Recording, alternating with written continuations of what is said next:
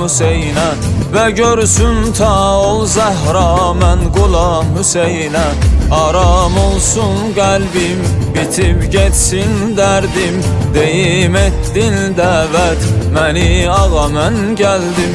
Olum nökər yox bənzər Şah ağam Hüseynə, nə çox kəslər ki bəslər eşq İmam Hüseynə.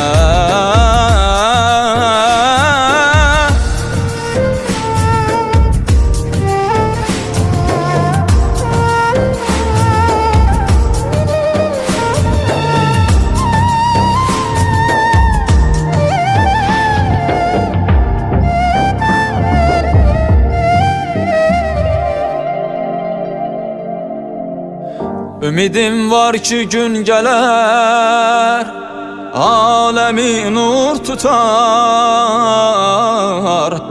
həqiqət